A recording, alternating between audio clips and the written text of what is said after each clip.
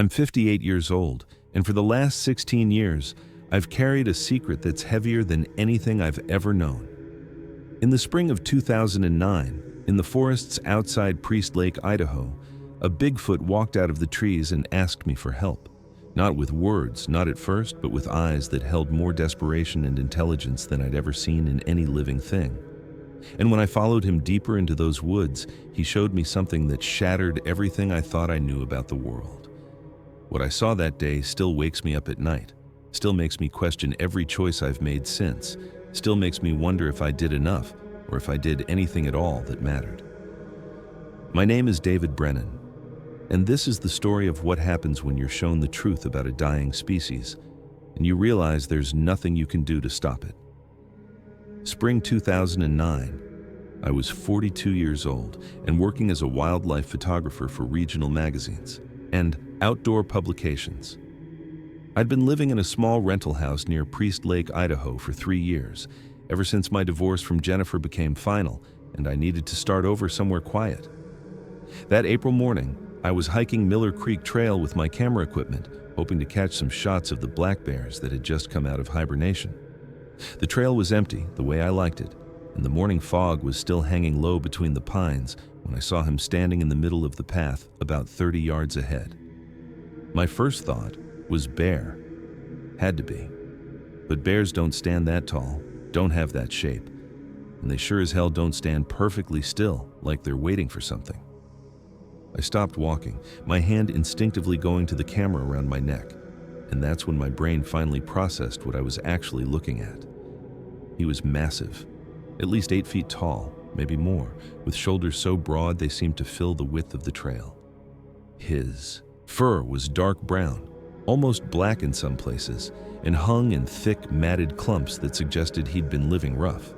The morning light filtered through the fog behind him, creating this surreal silhouette that made him look almost supernatural. And he wasn't moving. Just standing there, watching me with an intensity that made my skin prickle. Every rational part of my brain was screaming that this wasn't real. Bigfoot wasn't real. This was a hoax, a costume, somebody playing games with hikers. But I'd spent 15 years photographing wildlife, and I knew body language. I knew the way real animals moved, breathed, existed in space. And this thing, this creature, it was real. The way its chest rose and fell with each breath, the way its fingers flexed slightly at its sides, the small movements of its head tracking my position. You can't fake that kind of organic presence. My heart was hammering so hard I could hear it in my ears. I should run, I thought. I should turn around right now and get the hell out of here. But I couldn't move, couldn't tear my eyes away from this impossible thing standing in front of me. And then I thought about my camera, about the proof I could capture right now, about the photographs that would change everything humanity thought it knew about the world. I was reaching for my camera when he moved, not toward me, which would have sent me running. He raised one massive hand, slowly, deliberately, palm facing me. And then he gestured, a clear, unmistakable motion, beckoning me forward. Come, follow. The meaning was so obvious it took my breath away.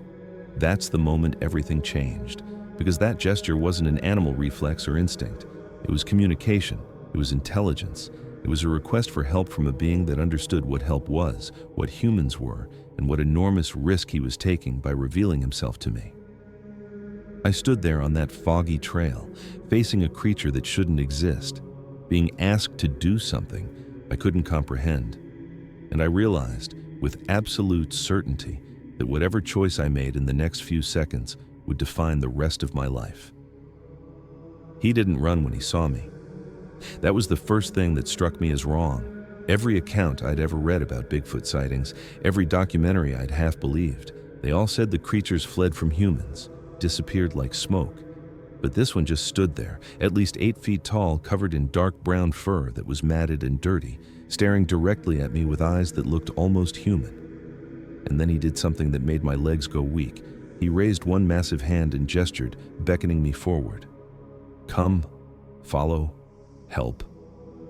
The meaning was unmistakable. I couldn't breathe. My camera hung forgotten around my neck, my finger frozen over the shutter button I'd been reaching for. The fog swirled between us, and I could smell something carried on the morning air, earthy and wild like moss and cedar, and something else I couldn't identify. Not unpleasant, just different, ancient somehow. He gestured again, more urgently this time, and made a sound.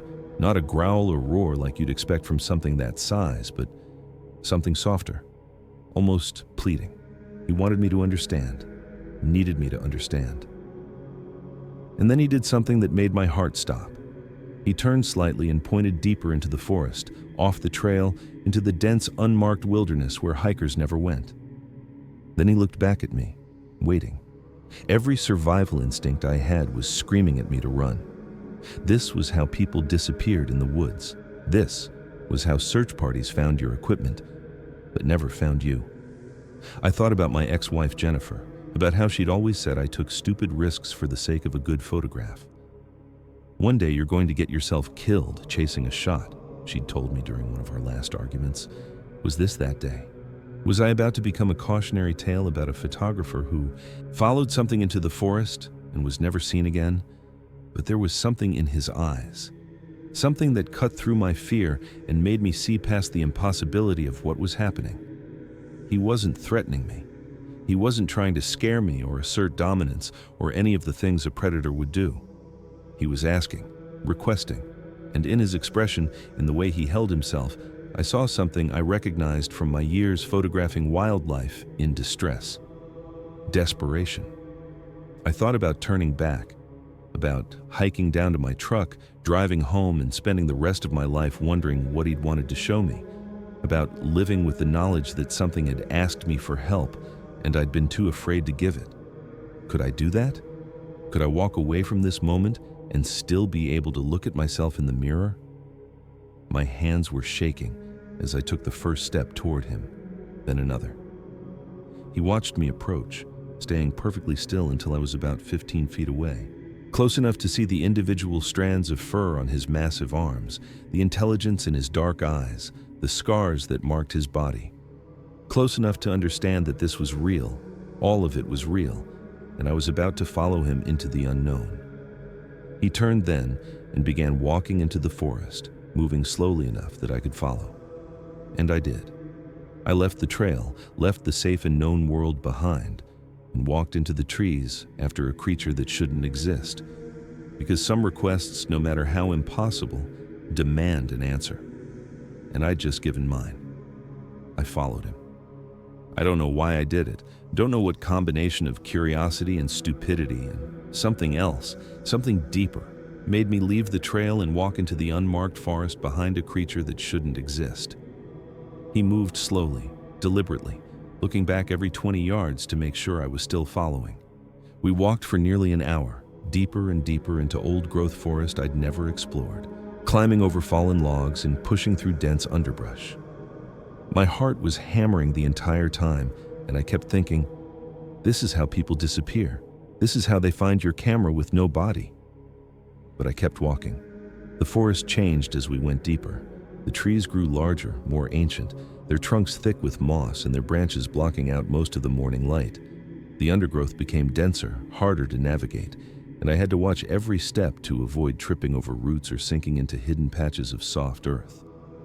My camera bag kept catching on branches and sweat was soaking through my shirt despite the cool mountain air. He never rushed me. That's what I remember most clearly. When I struggled over a particularly large fallen log, he stopped and waited, watching patiently until I made it over. When I slipped on wet leaves and nearly fell, he made a soft sound, almost concerned, and didn't move forward until he saw I was okay. It was care, deliberate, unmistakable care for my well-being. About 40 minutes in, I nearly turned back. We'd crossed a small creek, climbed a steep hillside, and I had no idea how to find my way back to the trail. I was completely lost, completely at the mercy of this creature I knew nothing about. "Where are you taking me?" I said out loud, my voice sounding strange in the quiet forest. He turned at the sound and looked at me for a long moment, and I swear I saw something like understanding in his expression. Then he gestured forward again, gentle but insistent. "Trust me, not much farther." And I realized something that should have terrified me but didn't. I did trust him. Despite everything logical, everything rational, I trusted that he wasn't leading me to harm. There was an intelligence in his movements, a purpose that went beyond animal instinct. He needed to show me something important enough that he'd risk revealing himself to a human. Important enough that he'd waited on that trail, hoping someone would come who might help. The terrain leveled out, and ahead I could see a clearing through the trees. He stopped at the edge of it and turned to face me one more time. The look he gave me was heavy with meaning I couldn't quite read. Preparation, maybe, or warning. Then he stepped aside and gestured toward the clearing, inviting me to see what lay beyond. I took a deep breath and walked past him into the grove, and what I saw there changed everything I thought I understood about the world, about life, and about what it means to witness something that will haunt you forever. When we finally stopped, we were in a small grove surrounded by ancient cedars, their trunks so wide it would take 3 men to circle them. And that's when I saw what he wanted to show me. There were 7 of them lying on the forest floor, 7 Bigfoots in various states of illness and death. Some were breathing shallowly, their chests rising and falling with obvious effort. 2 weren't moving at all. They were all thin, too thin, their fur hanging loose on frames that should have been massive and powerful. And the smell. God, the smell of sickness and decay was overwhelming. I stood frozen at the edge of the clearing, my hand covering my mouth and nose, trying not to gag. My brain couldn't process what I was seeing. An entire community of creatures that weren't supposed to exist, dying together in this hidden grove. One of them, a female with lighter brown fur, lifted her head weakly when we entered, looking at me with eyes that held no fear, just exhaustion, just suffering. The creature who'd brought me here, the one I'd later call Marcus, walked into the middle of the grove and knelt beside one of the sick ones. He made a sound, low and mournful, that resonated through the clearing. The others who were conscious turned to look at me, their gazes heavy with something I couldn't quite name. Hope? Resignation? I didn't know. Jesus, I whispered, my voice cracking. What's happening to die to you? Them? Marcus turned to look at me, and I saw tears in his eyes, actual tears running down through the fur on his face. He touched the sick female beside him, his massive hand gentle on her shoulder, and she made a weak sound in response. He looked back at me and gestured, a sweeping motion that encompassed all of them. Sick, dying, help. I felt my own eyes burning. I'm not a doctor. I don't know how to help you. But even as I said it, I was moving forward, drawn by something I couldn't resist. I knelt beside the nearest one, a smaller male whose breathing was labored and rattling. Up close, I could see his ribs showing through his fur, see the dullness in his eyes, the way his fingers trembled slightly. He looked at me, and there was awareness there. Intelligence. A person was dying in front of me, not an animal. A person. I reached out slowly, carefully, and touched his arm. His fur was coarse and matted, and his skin underneath felt hot. Fever. He didn't pull away from my touch, just watched me with those knowing eyes. And I thought about all the years I'd spent photographing wildlife, documenting animals in distress, and how I'd always been able to maintain professional distance. How I'd told myself I was an observer, not a participant, that my job was to record, not to interfere. But this was different. This wasn't documentation. This was an appeal, a desperate request from beings who had no other options, who'd risked everything by revealing themselves to me. Marcus had walked onto that trail this morning, knowing that humans were dangerous, knowing that we were the reason his people had to hide, had to live in shadows. And he'd done it anyway, because the alternative was watching everyone he loved die without even trying to get help. I looked around the grove at the 7 dying figures, at Marcus watching me with desperate hope, and I felt the weight of responsibility settle onto my shoulders like a physical thing. These creatures had chosen me. Of all the humans who'd ever walked these forests, they'd chosen to reveal themselves to me. And I had no idea what to do, no idea if I could help at all. But I knew, with absolute certainty, that I couldn't walk away, couldn't leave them to die alone, couldn't ignore what I'd been shown. Okay, I said quietly, more to myself than to Marcus. Okay, I'll try. I don't know what I can do, but I'll try." And with those words, I stepped across a line I could never uncross. I became responsible for secrets I wasn't equipped to keep, for lives I wasn't qualified to save, for a burden that would define every day I had left. The Bigfoot who'd brought me there, the one I'd later come to call Marcus, made a sound, a low, mournful vocalization that needed no translation. His people were dying, not from hunters or accidents, but from something worse, something slower. He knelt beside one of the sick ones, a smaller female who looked up at him with clouded eyes and touched her face with a gentleness that made my throat tight. Then he looked back at me, and in his expression I saw something I'll never forget. Hope. Desperate, probably foolish hope that maybe, just maybe, I could help. I didn't know where to start. My first aid training covered broken bones, cuts, snake bites, hypothermia, the basic emergencies you might encounter in the wilderness. It didn't cover diagnosing mysterious illnesses in creatures that medical science didn't acknowledge existed. I stood there feeling completely inadequate, a wildlife photographer pretending he had any business trying to help. But I had to try something. I set my camera bag down carefully and approached the female Marcus had been touching. She watched me with those clouded eyes, her breathing shallow and labored. Can I look at you?" I asked, knowing she probably couldn't understand my words, but hoping she'd understand my tone. I moved slowly, giving her time to react, to pull away if she wanted. She didn't. She just lay there, too weak or too resigned to protest. I examined her as best I could, running my hands gently over her arms, checking for injuries or swelling. Her fur was matted and dirty, and underneath I could feel every rib, every bone. Severe malnutrition. Her breathing had a wet, rattling quality that reminded me of pneumonia.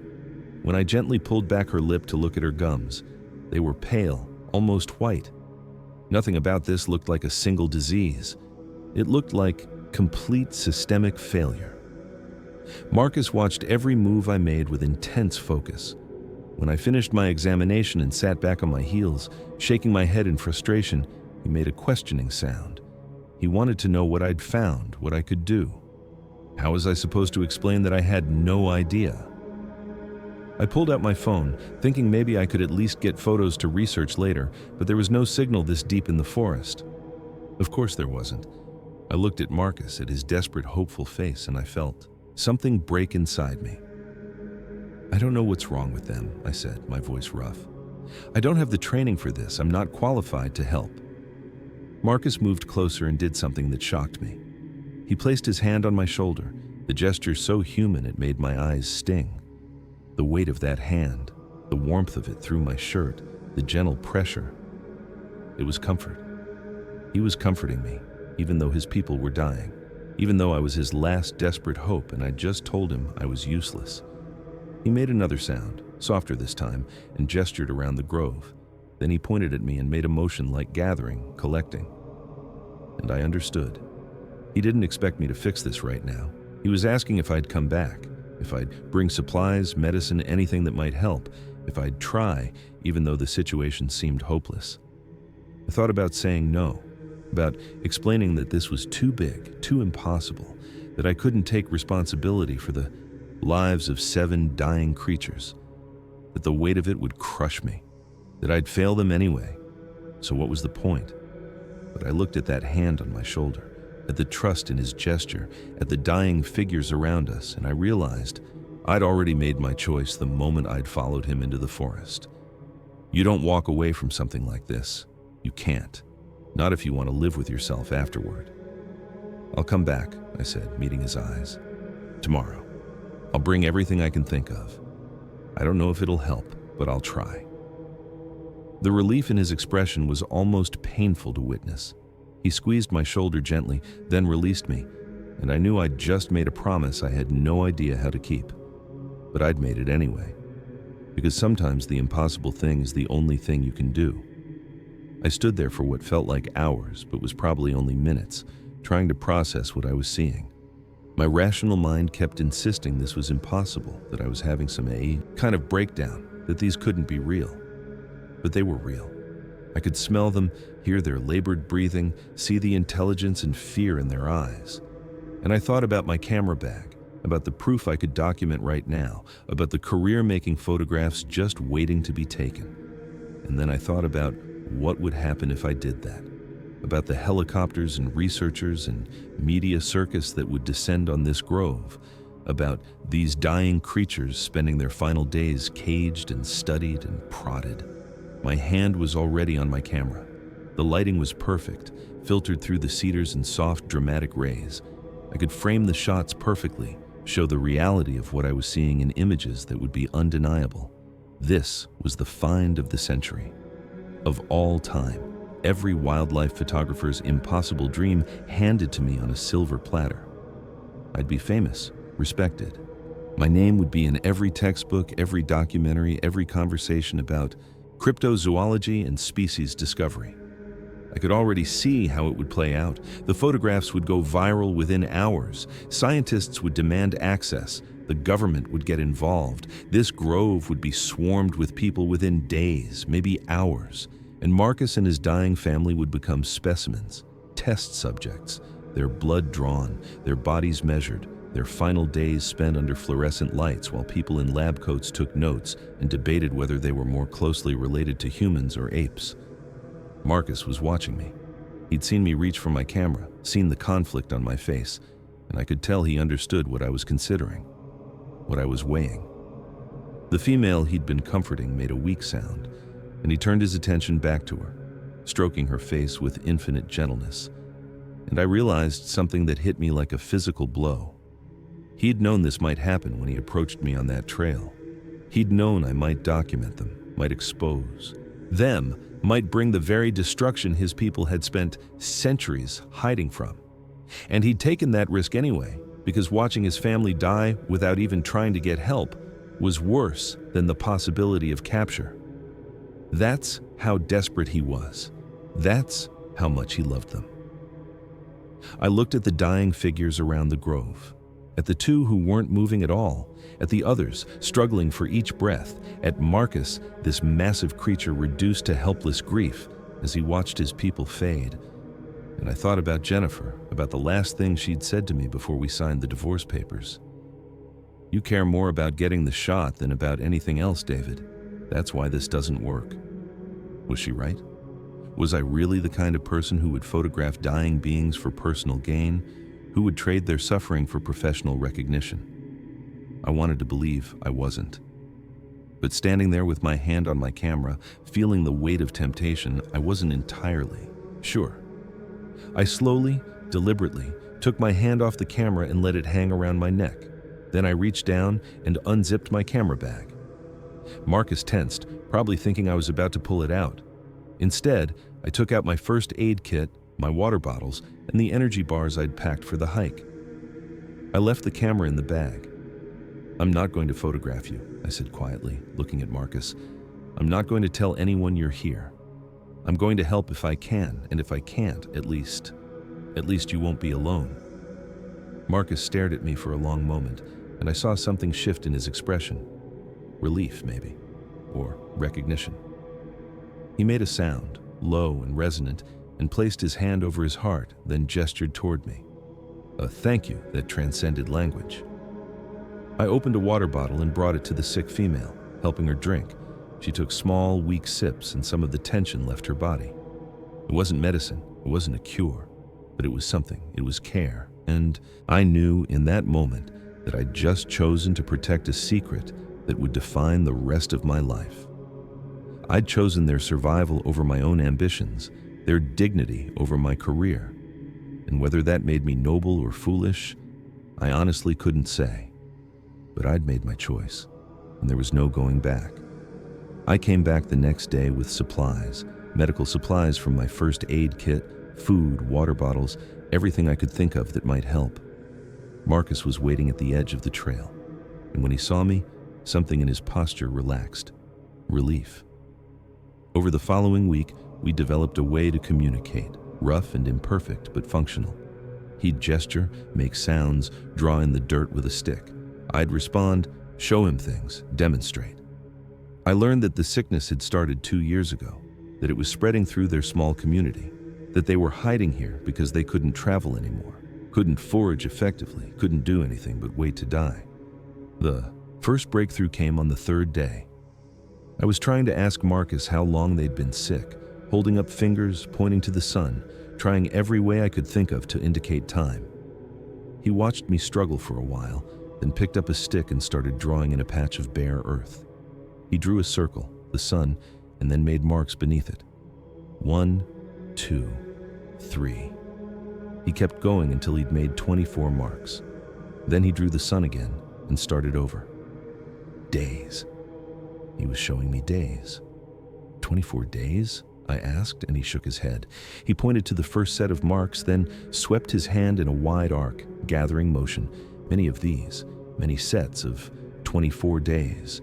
2 years. They'd been sick for roughly 2 years. My stomach dropped. If this had been going on for 2 years, if they were this far gone, what could I possibly do to help? But I kept my face neutral, nodded to show I understood, and Marcus continued drawing. He sketched simple figures in the dirt. 7 figures. In one group, 5 in another, 3 in yet another.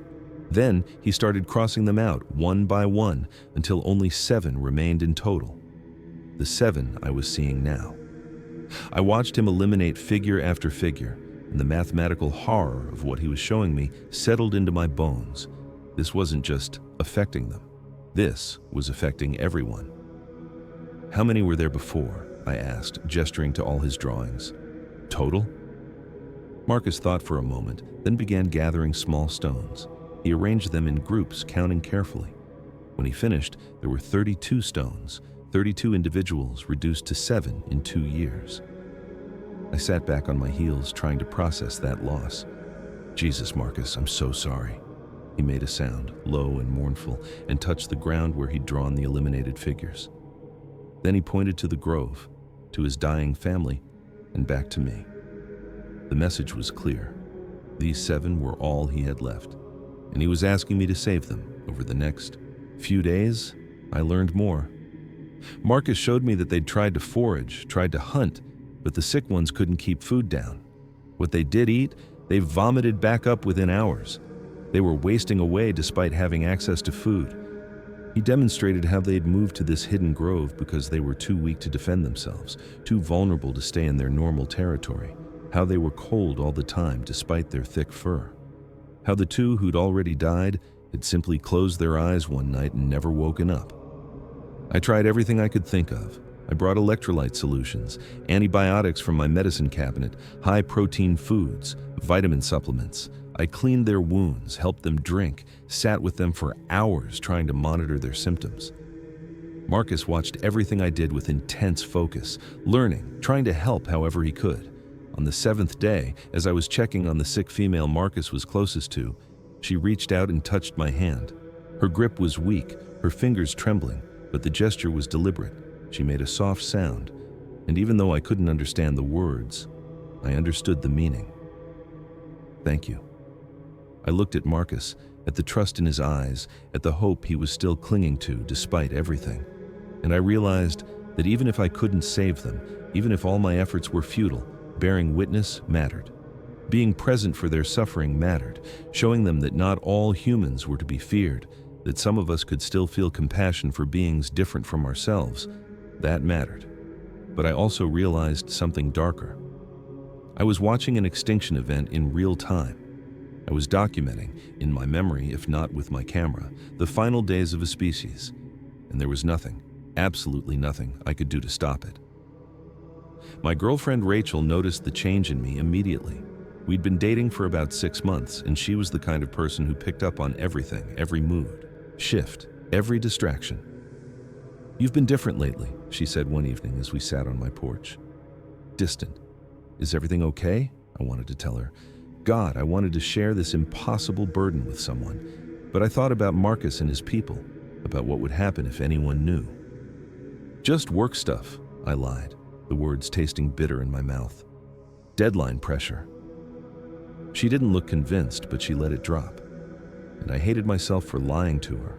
The lies piled up like debris in a flood. Where was I going every morning before dawn? Scouting locations for a project, Why did I come home exhausted and covered in dirt? Difficult terrain for shots.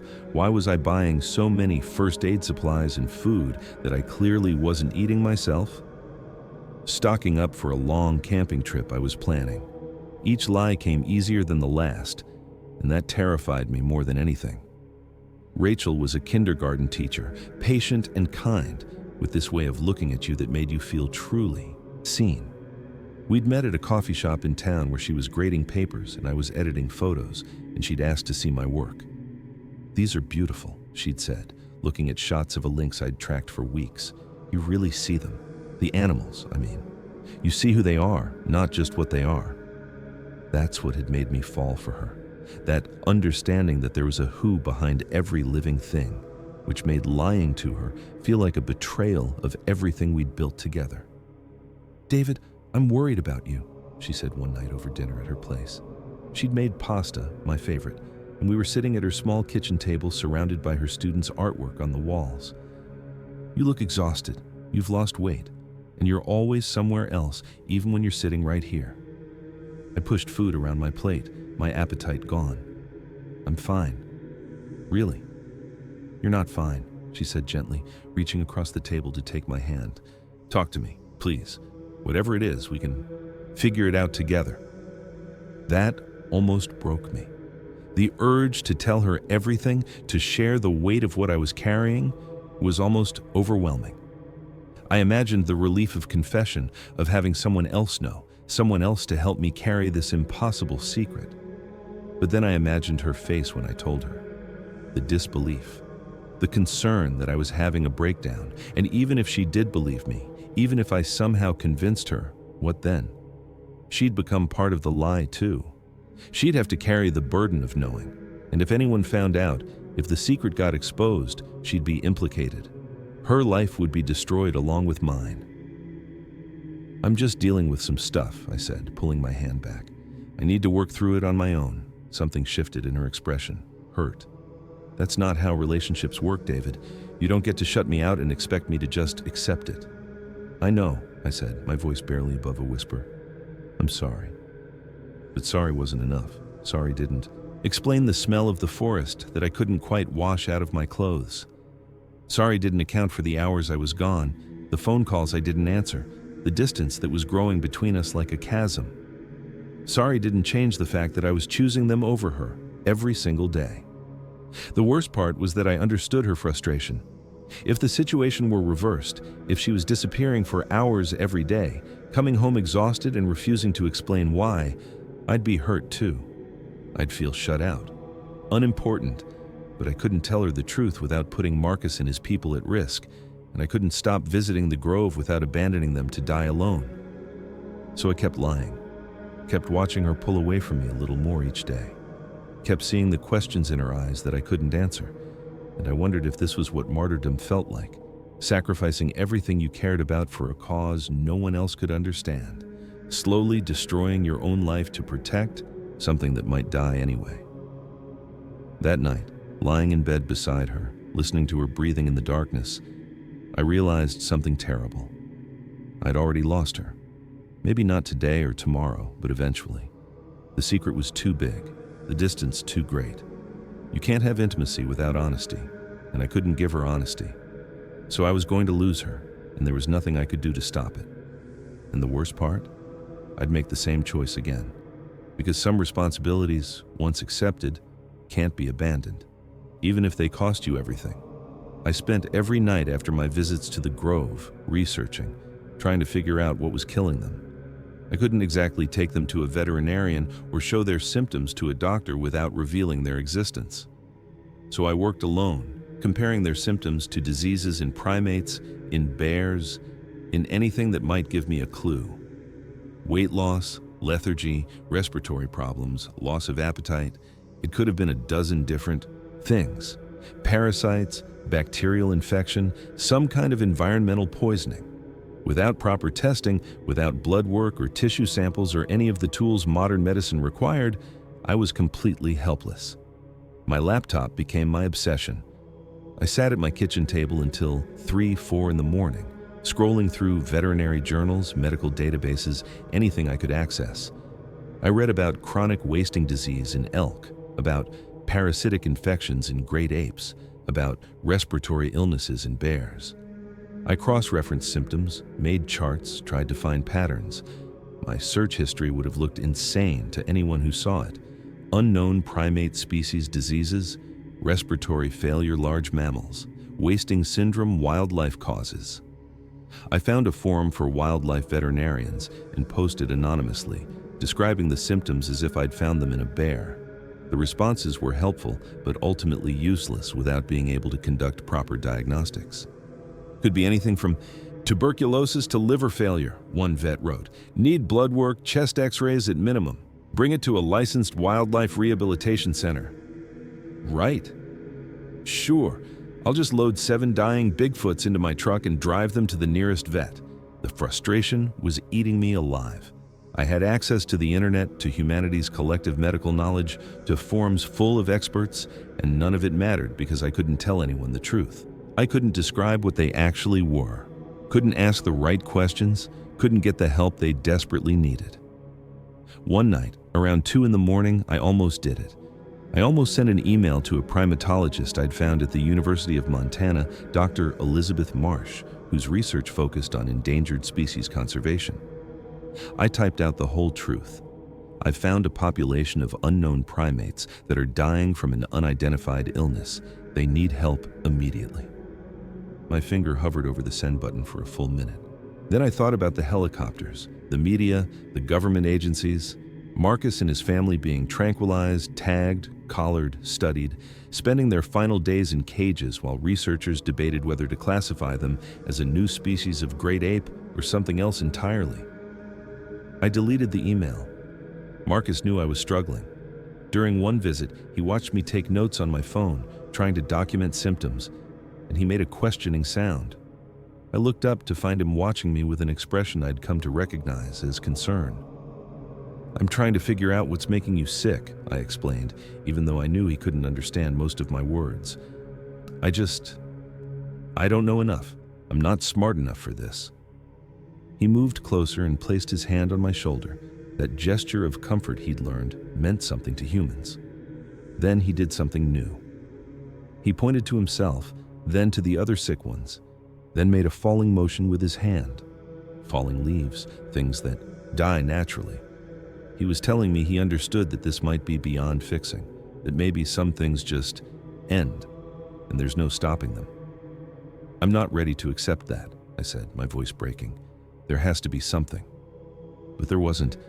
Every night I searched, and every night I came up empty. Every morning I returned to the grove with nothing new to offer except my presence, my water bottles, my inadequate first aid supplies. And every day I watched them get weaker. Watched the light in their eyes dim a little more. Watched Marcus's hope slowly transform into resignation.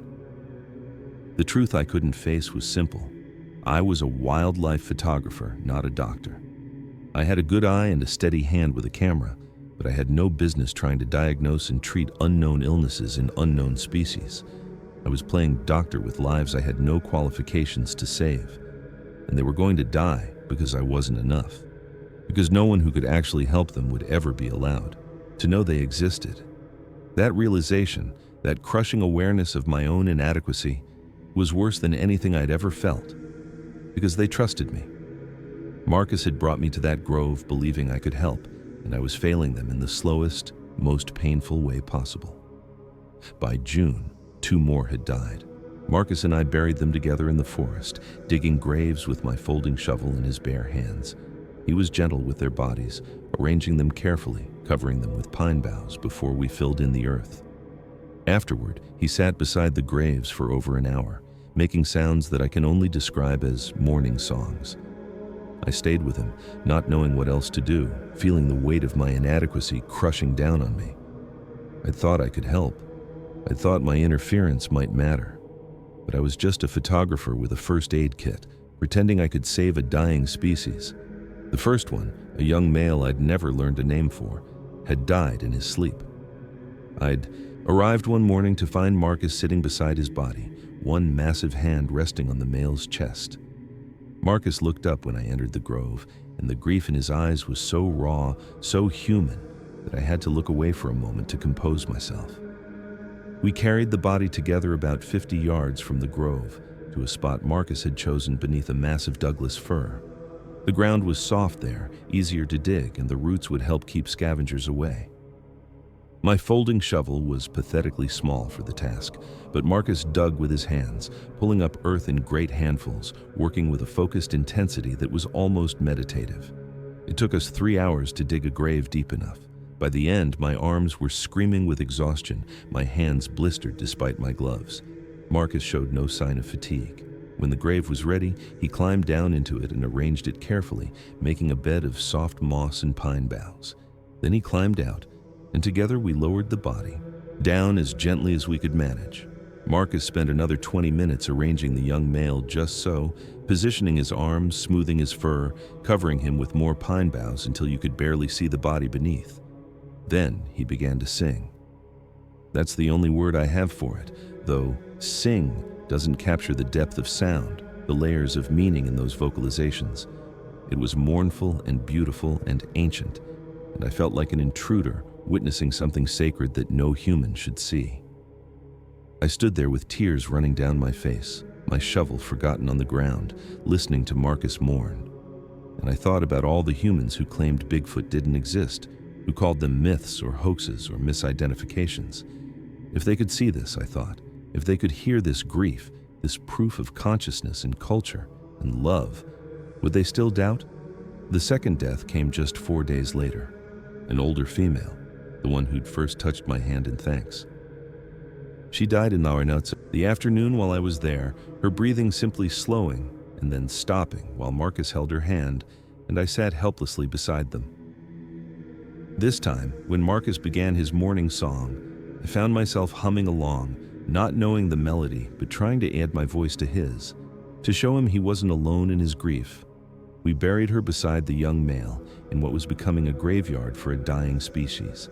And as we filled in the earth, Marcus paused and looked at me. He placed his hand over his heart, then reached out and placed it over mine. We were family now, bound together by shared loss and the impossible burden of bearing witness to extinction. That night I went home and Rachel was there, waiting on my porch. "We need to talk," she said, and I knew from her tone that it was over, that she'd finally had enough of my lies and absences and distance. "I know," I said, and I did. I'd been expecting this, dreading it, but also knowing it was inevitable. You can't love someone and lie to them every single day. Eventually, the lies become bigger than the love. "I can't do this anymore, David. Whatever you're dealing with, whoever she is, there's no one else," I interrupted, and that at least was true. "There's no other woman." "Then what is it?" "Because you're not here. You haven't been here in months." I wanted to tell her everything, wanted to explain that I was watching beings die, that I was burying the last members of a species, that I was carrying grief too big for one person to hold. But I couldn't. So I just said, "I'm sorry. You deserve better than this." She left, and I watched her drive away, and I felt something inside me break. Because Marcus wasn't the only one losing everyone he loved. I was just doing it more slowly, one lie at a time. One evening, as the sun set through the cedars and painted everything gold and amber, Marcus showed me something else. Using sticks and stones arranged on the ground, he illustrated what I'd been afraid to understand. This wasn't just a small group that was sick. This was almost everyone. He showed me 7 groups across the Pacific Northwest, from Northern California to British Columbia. And in each group, represented by a pile of stones, he removed more than half. Gone. Dead. Dying. By his count, there were maybe 200 Bigfoots left in existence, maybe less. I sat on the ground across from him, watching him arrange and rearrange the stones with methodical precision. He was being so careful to make me understand, taking his time, checking my face to see if I was following. He drew a rough map in the dirt with his finger, marking locations I recognized. The Cascade Mountains, the Olympic Peninsula, the forests of British Columbia. Each mark represented a group, a family, a community. Then he started removing stones from each pile, 1, 2, 3 from this group, 4 from that one, 5 from another. His movements grew slower, more deliberate, as if the physical act of removing each stone hurt him. And maybe it did. Maybe each stone represented someone he'd known, someone he'd lost. "How long?" I asked, my voice barely above a whisper. "How long has this been happening?" Marcus held up fingers. 2 years. The same timeline he'd shown me before, but now I understood the scope. This wasn't isolated to his group. This was everywhere.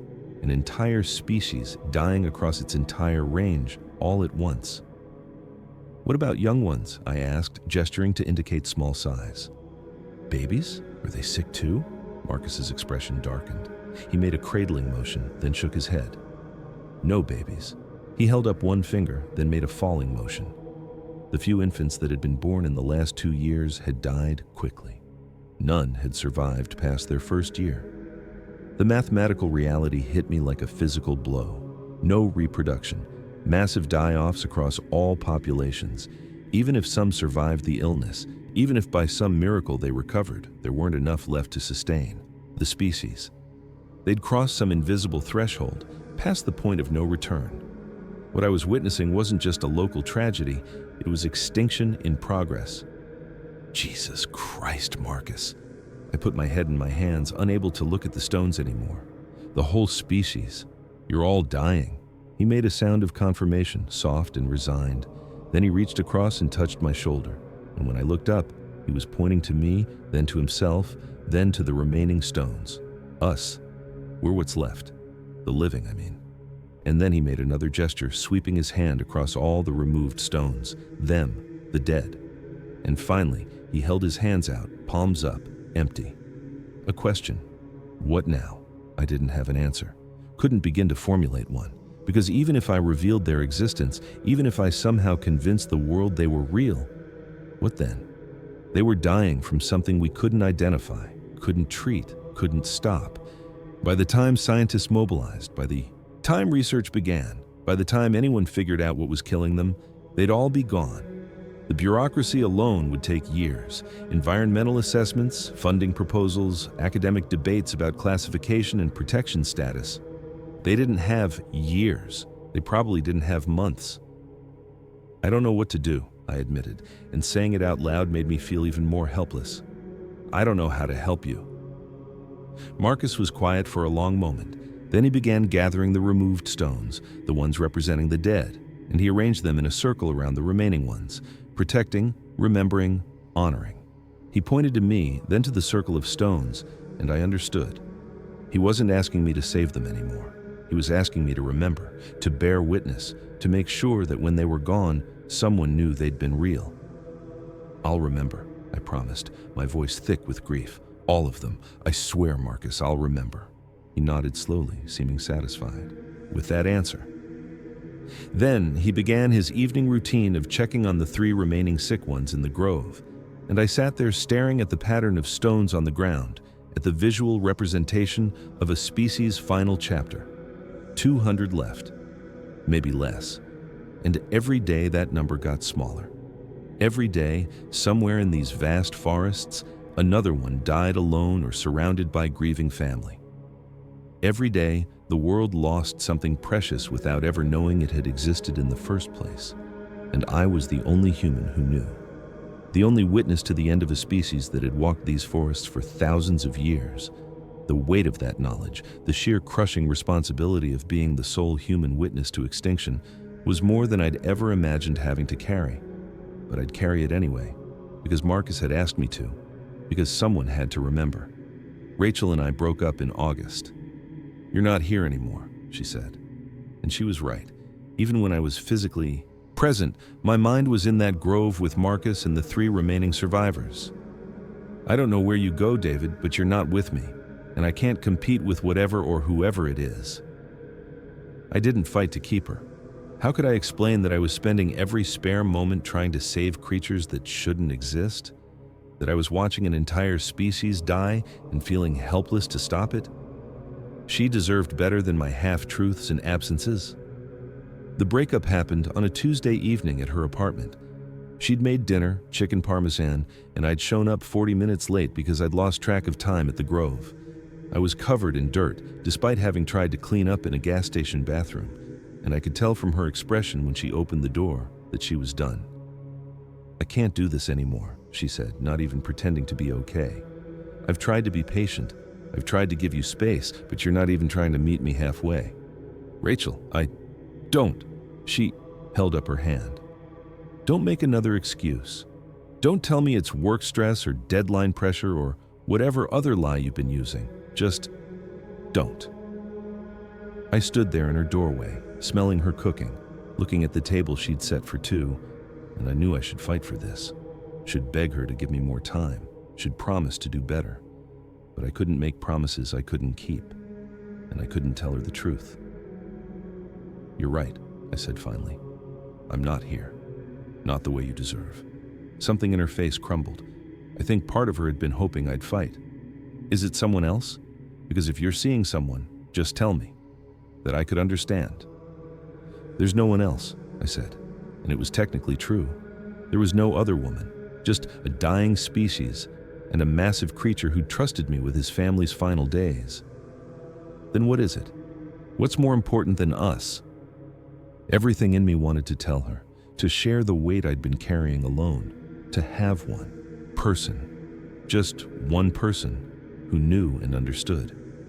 But I thought about Marcus, about the trust he'd placed in me, about what would happen if I told anyone, even Rachel, especially Rachel, who was kind and caring and would probably insist on helping, which would put her at risk too. "I can't tell you," I said quietly. "And I know that's not fair. I know it's asking too much, but I need you to trust that I'm doing something important, something that matters, even if I can't explain it." She laughed, but there was no humor in it. "Trust? David, trust goes both ways. You're asking me to trust you blindly while you give me nothing. That's not a relationship. I don't even know what that is." "I know." "Then why?" Her voice broke. "Why won't you just talk to me?" Because I'd become more invested in Marcus's world than my own. Because somewhere along the way, those dying creatures in the grove had become more real to me than anything in my human life. Because I'd crossed a line I couldn't uncross, and there was no going back. "I'm sorry," I said, and I meant it. "You deserve so much better than this." She wiped her eyes. "Yeah, I do." I left the chicken parmesan uneaten on the table and drove home through the August heat, and I felt nothing. That was the worst part. I should have been devastated, should have been crying, should have felt the loss of this good, kind woman who'd loved me. But I just felt empty, hollowed out. The lie had consumed everything. My work had suffered, my assignments half-hearted and delayed, my friendships had withered, phone calls ignored, invitations declined. My bank account was dwindling because I was spending money on medical supplies and food instead of paying attention to my bills. My house was a mess because I barely spent time there anymore. I'd let my entire life fall apart. And for what? To bear witness to death? To feel helpless while beings I couldn't save slowly faded away. But even as I thought it, I knew I couldn't stop. Couldn't abandon Marcus and the others. They had no one else. I was all they had, even if all I could offer was my presence and my inadequate attempts at comfort. So I'd keep lying to everyone in my life, keep sacrificing everything, keep watching my world shrink down to just me and that grove and the dying creatures who'd made me their confessor. That night, I lay in bed staring at the ceiling, completely alone for the first time in 6 months, and I wondered if this was what going crazy felt like, choosing the company of cryptids over humans, letting my life disintegrate for the sake of beings that officially didn't exist, living in two worlds and belonging fully to neither. But crazy or not, I'd made my choice, and I'd keep making it every single day until there was nothing left to choose for. In September, I did something desperate. I contacted a veterinarian I'd known from my work photographing wildlife rehabilitation centers, Dr. Sarah Chen. I told her I'd found a sick bear, unusual symptoms, and asked if she could help without seeing the animal directly. We exchanged emails, I described the symptoms carefully, and she suggested several possibilities and treatments. I tried everything she recommended, brought antibiotics I ordered online, supplements, different foods, but nothing worked. The The sickness was too advanced or too specific or too foreign to anything that existed in our medical knowledge. I'd met Sarah 3 years earlier while photographing the rehabilitation center where she volunteered. She was brilliant, compassionate, and had a reputation for solving difficult cases. If anyone could help me help Marcus, it was her. My email was carefully crafted. Found a black bear on a remote trail, appears very sick. Can't capture or transport it. Too dangerous and too far from roads. Can you advise based on symptoms alone? Her response came within hours. David, good to hear from you. I can try to help, but you understand the limitations of distance diagnosis. Describe everything you're seeing: behavior, physical condition, breathing, appetite, everything. I spent 2 hours writing my response, translating what I was seeing in the grove into symptoms that might apply to a bear. Weight loss, respiratory distress, lethargy, inability to keep food down. I was careful, so careful, not to include anything that might reveal the truth. No mention of the creature's size, their human-like hands, their obvious intelligence. Just clinical descriptions of a sick animal. Sarah suggested several possibilities: tuberculosis, parasitic infection, poisoning from contaminated food sources, or chronic stress causing immune system collapse. She recommended antibiotics for the TB possibility, anti-parasitic medication, and high-calorie supplements to combat the weight loss.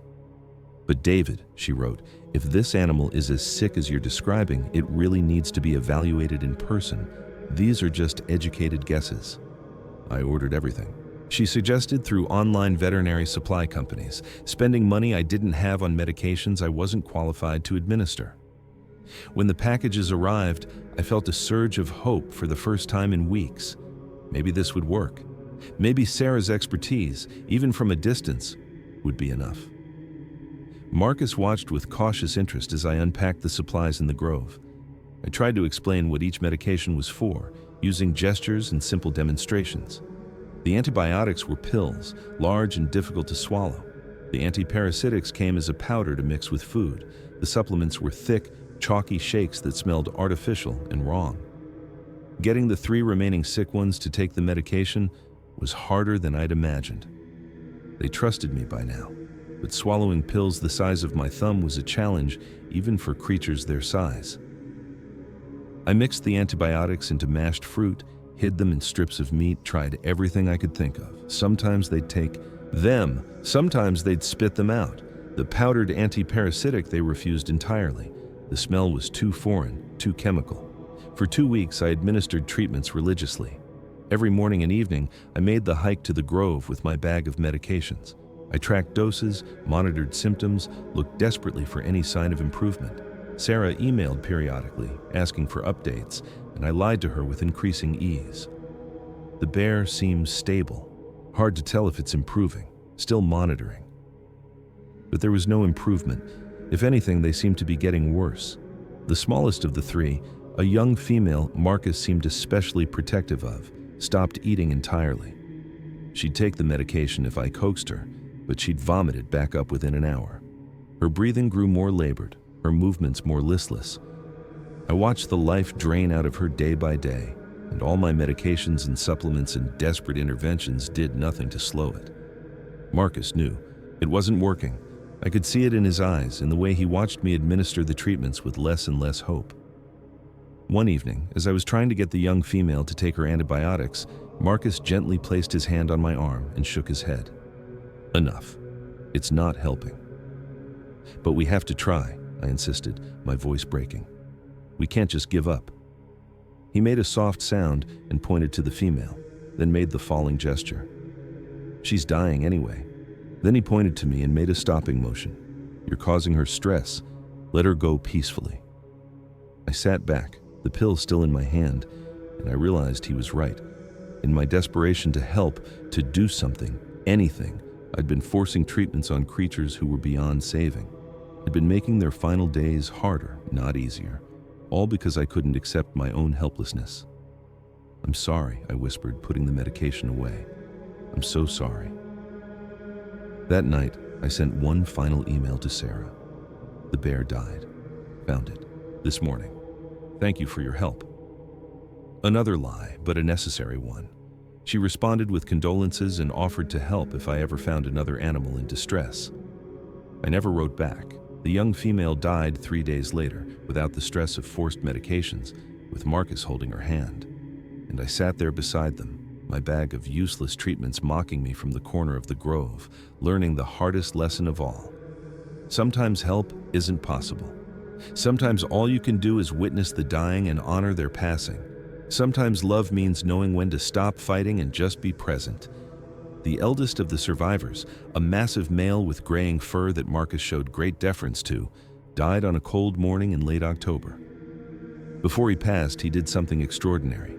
He took my hand in his, the gesture surprisingly gentle despite the size difference, and held it against his chest. I felt his heartbeat, slow and irregular, failing, and he looked at me with eyes that held no anger, no blame, just something like gratitude. For trying, for bearing witness, for caring when I had no reason to. And then he was gone, and Marcus made a sound I hope I never hear again, a cry of grief that echoed through the forest and made my soul ache. I'd arrived at the grove just after dawn, frost crunching under my boots, my breath visible in the cold morning air. The elder had been declining rapidly over the past week, sleeping most of the time, barely eating. Marcus had been staying close to him constantly, and I could see the exhaustion in Marcus's eyes, the way grief was already settling into his massive frame. When I entered the grove, Marcus looked up from where he sat beside the elder and made a soft sound. "Come, hurry." I dropped my bag and crossed quickly to kneel on the elder's other side. His breathing was shallow and labored, each breath a visible effort. His eyes were open but unfocused, looking at something beyond what I could see. Marcus spoke to him in their language, long vocalizations that rose and fell with obvious emotion. The elder's eyes shifted toward Marcus and something passed between them. A lifetime of shared experience, perhaps. Understanding. Love. Then the elder's gaze moved to me. He lifted one massive hand with obvious effort and reached for mine. I gave it to him without hesitation, and he pulled it gently to his chest, placing my palm flat against his fur. Underneath, I could feel his heart beating. Thump, thump, pause, thump. Irregular, failing, but still beating, still fighting. His eyes locked onto mine with startling intensity. And in that moment, I understood something profound. He was thanking me. Not for saving him. We both knew I hadn't done that, couldn't do that. But for being there. For seeing him as a person, not a specimen or a myth or something to be feared. For sitting with him and Marcus and the others during their final days instead of photographing them or exposing them or running away. For choosing their dignity over my own advancement. I felt tears streaming down my face. "I wish I could have done more," I whispered. "I wish I'd been enough to help you." His grip on my hand tightened slightly, and he made a sound. Soft. Final. And I knew what he was saying. You did enough. You were here. That's what mattered. His breathing changed then, becoming more shallow, more spaced out. Marcus leaned forward, touching the elder's face, speaking softly in their language. The elder's eyes moved to Marcus, and I saw love there. Pure, unmistakable love. Then his eyes closed, his breathing stopped, and the heartbeat under my palm fell silent. Marcus's cry of grief started low, rumbling from deep in his chest, and built into something that made the air itself seem to vibrate. It wasn't like any sound I'd ever heard, not human, not animal, but something beyond both. It was the sound of a species mourning its own extinction, the sound of the last few members of an ancient race, watching themselves disappear from the world. It went on, echoing through the grove and the forest beyond, and I sat there with my hand still pressed to the elder's silent chest, sobbing. When Marcus's cry finally faded, the silence that followed was absolute. No birds, no wind, nothing. Just the two of us sitting beside a body, the last witnesses to a death that the rest of the world would never acknowledge. "He was important, wasn't he?" I said finally, my voice rough. "Not just to you, to all of your people." Marcus nodded slowly. Then he did something I'd never seen before. He picked up a stick and began drawing in the dirt beside the elder's body. He drew a circle, then smaller circles around it. A leader, a teacher. The elder had been someone who held knowledge, who guided others, who carried the history of their people. And now he was gone. And with him went stories, knowledge, understanding that would never be recovered. This wasn't just a death, it was a library. Burning. A cultural collapse. The erasure of memory itself. We buried him that afternoon in a spot Marcus had chosen, the highest point in the grove where the sunlight broke through the cedars. We worked in silence, and when the grave was ready, Marcus arranged the elder's body with profound care, positioning him facing east, covering him with the finest pine boughs he could find. Before we filled in the grave, Marcus sang. And this time, his mourning song was different, longer, more complex. It told a story I couldn't understand but could feel, the story of a life, of leadership, of wisdom passed down through generations, the story of everything the elder had been. And when it was over, when we'd covered the grave with earth and stones, I realized that I'd just witnessed something no other human ever had, the funeral rites of a species on the edge of extinction. I'd been allowed to see how they honored their dead, how they grieved, how they said goodbye. The weight of that, the privilege of being trusted with something so sacred and private, was almost more than I could bear. By December, only Marcus and one female, who I'd come to call Luna, remained. They were both weakening, but fighting to survive with a determination that humbled me. I was visiting less frequently now, not because I cared less, but because I couldn't bear to watch anymore, couldn't bear the weight of my failure. But every time I considered stopping my visits, I'd think about them alone in that grove, dying without anyone to bear witness, and I'd force myself to return. The grove had become a graveyard. 6 graves now, marked with stones Marcus had carefully arranged. The living space had shrunk to just one corner where Marcus and Luna stayed close together, sharing warmth, sharing whatever strength they had left. The rest of the grove felt abandoned, haunted by absence. Luna was smaller than Marcus, with lighter fur that had lost all its luster. She'd stopped being able to walk about 3 weeks earlier, and Marcus had fashioned a kind of nest for her from pine boughs and the blankets I'd brought months ago. She spent most of her time sleeping now, her breathing labored and wet. When she was awake, she watched Marcus with eyes that held a terrible awareness. She knew she was dying. She knew he was too. And there was nothing any of us could do about it. Marcus himself had lost at least a third of his body weight. His fur hung loose on his frame, and I could see his ribs, his hip bones, the way his shoulders jutted out sharp and wrong. But he refused to rest. He spent his days gathering what food he could find, bringing water from a nearby stream, tending to Luna with a devotion that broke my heart. He was determined to outlive her, I realized, determined to make sure she didn't die alone. I'd stopped bringing medical supplies. What was the point? Instead, I brought comfort items, soft blankets, hand warmers that lasted a few hours, food that was easy to eat even, if they could barely keep it down. Hot soup in a thermos that Marcus had learned to appreciate, even if it didn't help the underlying sickness. One afternoon in mid-December, I arrived to find Marcus sitting beside Luna, holding her hand. Just holding it, the way humans do. He looked up when I entered, and I saw something in his expression I'd never seen before. Defeat. Not resignation, but active defeat. The fight had gone out of him. I sat down across from them, setting down my bag of supplies that we both knew wouldn't help. "How is she?" I asked, even though I could see the answer. Marcus made a soft sound and shook his head. "Not good. Soon." He gestured to the graves, then to Luna, then to himself. All of us, soon. "I'm sorry," I said for the 1,000th time, the words hollow and useless. "I'm so sorry I couldn't help you." Marcus reached across and touched my face, a gesture of comfort that should have been mine to give to him. And I realized something that made my chest tight. He'd been taking care of me too. All these months, even while dying, even while watching everyone he loved fade away, he'd been worried about me, about the toll this was taking on my soul. "Why did you choose me?" I asked, the question I'd been carrying since that first morning on the trail. Of all the humans you could have asked, why me? Marcus thought for a long moment, then he pointed to his eyes, then to mine. "Saw. You saw me.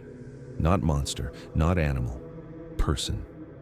He placed his hand over his heart, then over mine. Same. We're the same. Then he gestured around the grove, at all the death and grief surrounding us. You stayed. Everyone else would have left. You stayed. I broke down then, completely. Months of accumulated grief and helplessness and guilt came pouring out, and I sobbed into my hands like a child. Marcus moved closer and pulled me into an embrace, this massive dying creature comforting the human who'd failed to save him, and we stayed like that for a long time. Luna made a sound, soft and rattling, and we both turned to her. Her eyes were open, looking at us, and there was something peaceful in her expression. She reached out one trembling hand, and Marcus took it. Then she extended her other hand to me, and I took that one too. And the three of us sat there connected, the last survivors of a dying species and the only human witness to their extinction. I won't forget you, I promised them both. Any of you. I swear, I'll remember. Marcus nodded slowly, satisfied. Then Luna's breathing changed, becoming more shallow, and we both knew. This was it. This was her goodbye. She died quietly an hour later, just slipped away while Marcus and I held her hands. And when she was gone, Marcus didn't cry out like he had for the others. He just sat there, still holding her hand, silent and defeated, because there was no one left to call to, no one left to hear his grief. We buried her at sunset, the 8th grave in the grove. Marcus worked slowly, methodically, with none of his usual strength. When it was done, he stood beside her grave for a long time, not singing, not making any sound, just standing there in the gathering darkness. And I realized I was looking at the last Bigfoot in Idaho, possibly the last one anywhere. The end of everything as people had ever been, standing alone beside a grave with only a human for company. The weight of witnessing that, of being present for that moment, was crushing. I'd wanted to help. I'd wanted to matter. Instead, all I'd done was watch an extinction happen in real time, powerless to stop it. One clear winter day, Marcus did something he'd never done before. He picked up a stick and drew in the snow. A symbol I'd learned meant human, then a question mark, then the symbol for help. He was asking me why humans had let this happen, why no one had protected them, why they were dying alone and forgotten. I didn't have an answer. I wanted to explain about habitat loss and climate change and human ignorance. But what would that matter? The result was the same. His people were dying, and mine had done nothing to stop it. The question hung in the air between us, drawn in snow that would melt and disappear, just like his people were disappearing. Marcus stood there, leaning heavily on the stick he'd used to write, waiting for an answer I couldn't give. His eyes were sunken, his breathing labored, but his gaze was steady and searching. He deserved the truth, even if the truth was damning. Because they don't know you exist, I said finally, my words feeling pathetic even as I spoke them. And the ones who've seen you, the ones who tried to tell people you were real, they were laughed at, called crazy, dismissed. Marcus made a sound, low and skeptical. He pointed to the graves, then to himself. We're real. We die. We suffer. How can they not know? Because you're good at hiding, I said. Because you've had to be. Because every time humans see something they don't understand, we shoot first and ask questions later. I thought about his mother, killed by hunters who probably thought they were firing at a bear. You've survived this long by being invisible, by being a myth. He drew another symbol in the snow, trees, forests. Then he made a sweeping cutting motion. Gone. I understood. He was asking about the loss of habitat, the logging, the development that had slowly eaten away at the wild spaces his people needed. We didn't know you needed them, I said, and immediately heard how hollow that sounded. Humans. We don't think about what we're destroying. We just take what we want, build what we want, and we tell ourselves that if something mattered, we'd know about it. If a species was endangered, someone would say something. But how could anyone say something about a species that officially didn't exist? How could you protect something you didn't believe in? The circular logic of it was maddening. Marcus sat down heavily in the snow across from me. He looked smaller now, diminished, and I realized he was asking this question not because he expected a good answer, but because he needed to understand how his entire species could die while another intelligent species stood by and watched. He needed to comprehend the mechanism of his own extinction. "There's no good reason," I admitted, my voice breaking. "No explanation that makes it okay. Humans. We're good at not seeing what's inconvenient. We're good at pretending problems don't exist if acknowledging them would require us to change. And your people? You were the ultimate inconvenience. Because if you existed, if people knew you existed, it would mean we'd have to protect your habitat, stop logging in certain areas, limit development, and we don't want to do that." Marcus made a sound that might have been bitter understanding. "So we die because acknowledging us would be inconvenient?" "Yes," I said simply. "That's exactly it." He picked up the stick again and drew more symbols. First, the symbol for his people. Then, he surrounded it with the symbol for humans, dozens of them, closing in from all sides. Then, he erased the center symbol, surrounded, overwhelmed, erased. "I'm sorry," I said, knowing how inadequate those words were. "I'm so sorry for what my species has done to yours, for the habitat we destroyed, for the fear we created, for the isolation, for the fact that you've had to hide for centuries just to survive, and even that wasn't enough." Marcus looked at me for a long moment. Then he pointed at me and made a different gesture. "Not all humans. You're different. You tried." "I failed," I said. "I watched you all die and I couldn't do anything to stop it." He shook his head firmly and pointed at me again. Then he placed his hand over his heart and made a gesture I'd learned meant, "Remember. You'll remember. You'll tell. That's not failure." But it felt like failure. It felt like being complicit in genocide through my silence, even though speaking up would have meant dooming Marcus and his family to spending their final days in captivity. There was no right choice. There had never been a right choice. "Why don't you hate me?" I asked quietly. "I'm one of them. One of the species that killed yours." Marcus was quiet for a long time. Then he drew one more symbol in the snow. Two figures standing together. Not human and Bigfoot, just two beings side by side. He pointed to it, then to us. "We're the same. We both suffer, we both love, we both die. The rest doesn't matter." I looked at this dying creature, this last member of a species that had every reason to hate humanity, offering me forgiveness I didn't deserve. And I understood that he was more human than most humans I'd ever known, more compassionate, more understanding, more willing to see past species and circumstance to the shared experience of consciousness and mortality. The question he'd asked, why humans let this happen, didn't have an answer, not a good one. But his response to that unanswerable question, his choice to forgive rather than condemn, said everything about who his people were, and everything about what the world was losing. Luna died in early January of 2010. Marcus and I buried her in the grove with the others, and then we stood together in the snow, the last of his kind, and a human who'd tried and failed to help. He looked at me for a long time, and I understood what he was asking without words. Would I remember? Would I tell someone someday that they'd existed, that they'd been real? I nodded, not trusting my voice, and he touched my shoulder with one massive hand. Then he turned and walked deeper into the forest, and I never saw him again.